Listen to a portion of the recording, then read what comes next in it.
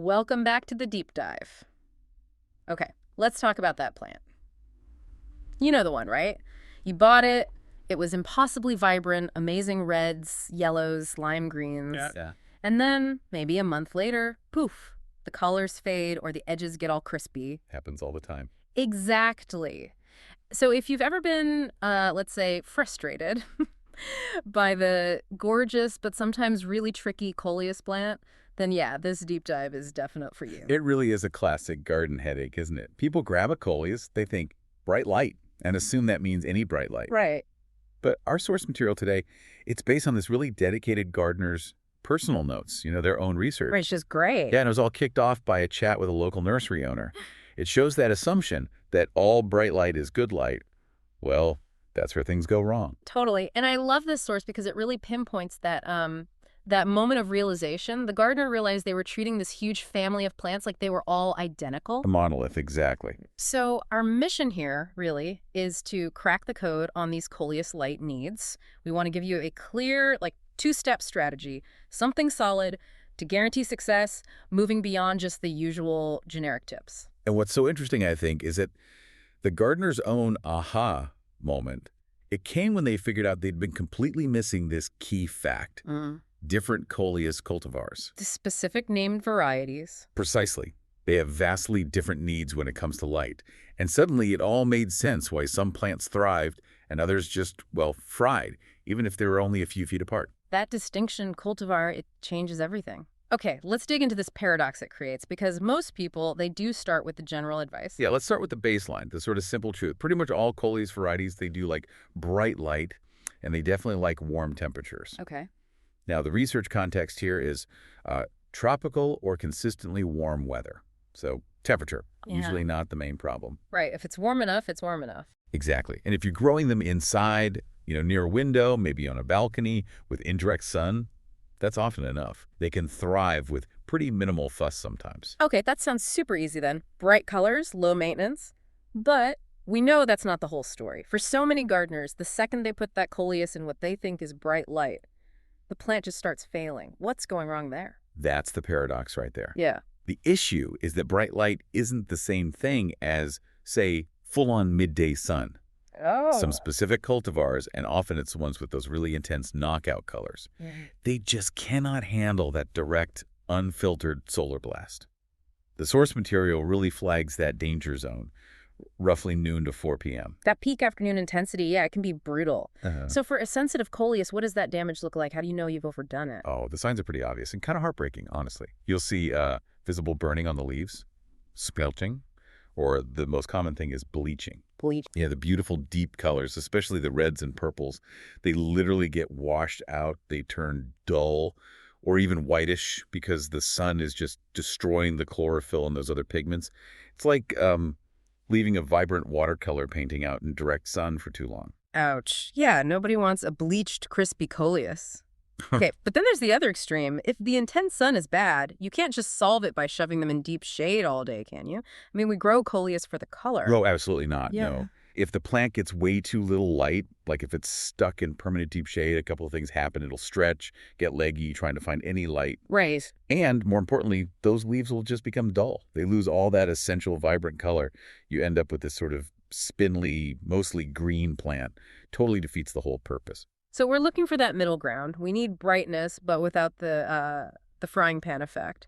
Reading through the notes, what's that ideal zone, that sweet spot for light duration? The research consistently points towards what it calls the balance. So partial sun or partial shade. Okay. What we're aiming for is light that's either gentle morning sun, before it gets too strong, or light that's filtered, maybe through the leaves of a tree or a shade cloth, especially during those really harsh afternoon hours.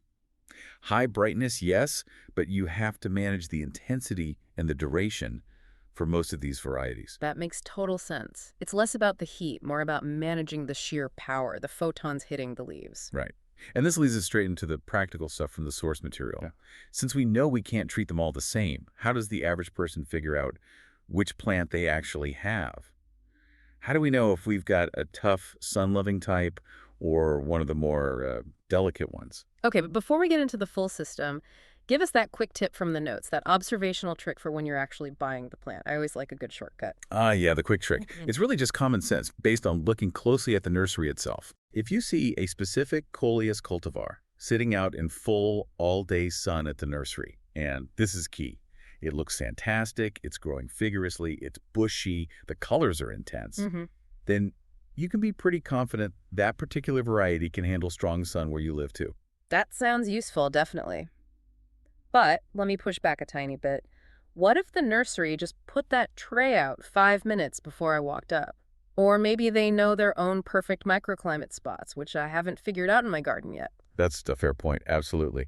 But the reason the trick generally works is that good nurseries, especially those specializing in bedding plants like Coleus, they usually know which cultivars have been bred or selected for better sun tolerance. Ah, okay. If you see a big batch of healthy plants thriving out in the open, that's a really strong clue.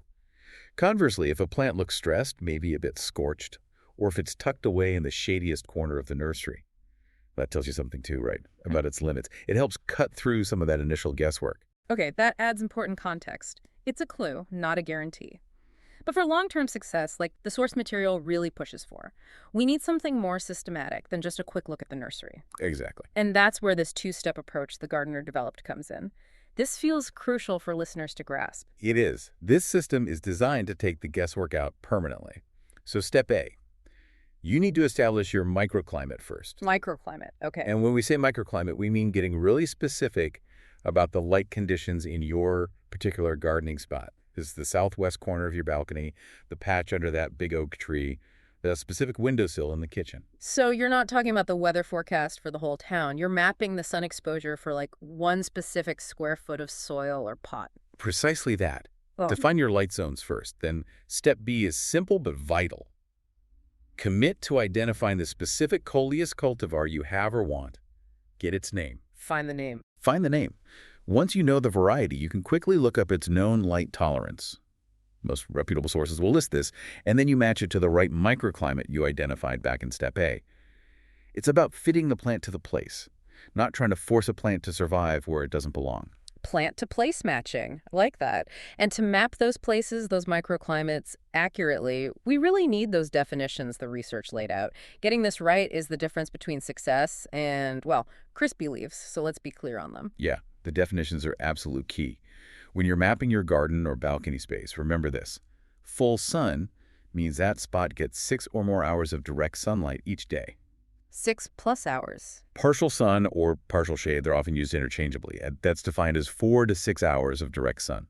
4 to 6. That sounds like the target zone, maybe? For many, yes. Yeah. And then full shade means less than 4 hours of direct sun per day, often much less or only very dappled light. Okay, so that 4 to 6 hour bracket, partial sunshade, that feels like the sweet spot we're aiming for with most of those really colorful, vibrant cultivars. We need to be like obsessive about tracking the light duration in our different garden spots. Exactly. You might think your patio gets full sun, but maybe the neighbor's garage blocks it after 3 p.m. Suddenly you actually have a perfect partial sun microclimate without realizing it. And that raises another interesting point from the gardener's notes, actually. If you have, say, a west-facing wall and it gets blasted by that really intense afternoon sun from maybe 2 p.m. onwards, Yeah. you should probably treat that as a full sunspot for sensitive Coleus, even if it's only getting, say, 4 hours total. Yeah. Because the intensity of that afternoon light is just so much higher, it's more damaging. So duration and intensity both matter when you're mapping. Okay, right. Let's pull all this together then. Thinking about the big picture from this deep dive, if we had to boil down the core lesson from all these notes, what's the single most vital action someone growing Coleus needs to take? It really comes down to this. You absolutely have to understand the specific light needs of the individual cultivar you're dealing with. And then you match that specific need to the actual light available in your specific microclimate. You just have to stop thinking of Coleus as one single type of plant. That specific cultivar focus. And that point, the fact that Coleus aren't just one thing, it's really underlined by something else in the notes about where many of these plants actually come from, right? So the sourcing context. The notes mention that a lot of these plants are commercially grown in places like the Cameron Highlands, these cooler, often higher altitude areas with maybe more filtered light conditions, and then they're shipped out to nurseries everywhere. Ah, okay. which just reinforces that these plants are often adapted to very specific environments, sometimes with natural shade or canopy right from the start. So when you bring one home, you're essentially trying to replicate or at least approximate the conditions it was already thriving in. Exactly. If it's a variety that originated in or was selected for those shadier, more protected conditions, it needs that kind of care. It needs that gentler morning light or protection from the afternoon sun.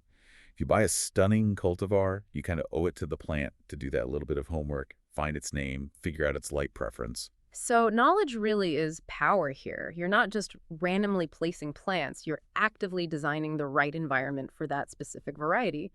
It's about structure, isn't it? Yeah. First, figure out the light you have, then get the plant that fits that light. Yes. It just takes the guesswork and the chance factor out of it. No more watching beautiful plants bleach out or burn up. You're committing to intentional placement based on measured light. That's really the only guaranteed way to keep that incredible color you bought the plant for in the first place. And that's the goal, right? Keeping that amazing, vibrant color going strong. Hashtag tag outro. Okay, so let's wrap this up with the key takeaway. For the vast majority of these super colorful, high-impact Coleus varieties, you are aiming for that sweet spot, that 4 to 6 hours of partial, gentler light. Mm-hmm. And definitely avoiding that really intense, damaging sun, especially between noon and 4 p.m., for any sensitive types that seems absolutely critical for success. Total non-negotiable. And since the source material confirms temperature usually isn't the limiting factor in warmer climates, are pretty tough when it comes to heat, it really means mastering this variable, the light, both intensity and duration. That's the single biggest factor in keeping your Coleus vibrant and alive. Light is the key. It is. Which leaves us with a final, maybe provocative thought for you to chew on. What other common houseplants or flowers, things you might already have, could also have these wildly different light needs depending on their specific variety or hybrid? Mm. And could using that nursery observation trick, really looking at how and where the plant is displayed, help you solve some of those light mysteries for other plants too? That's a great question to ponder. Excellent point. Apply this targeted knowledge. Commit to mapping your light, identifying your cultivars, and your Coleus should really start to shine. Until next time, keep digging deep.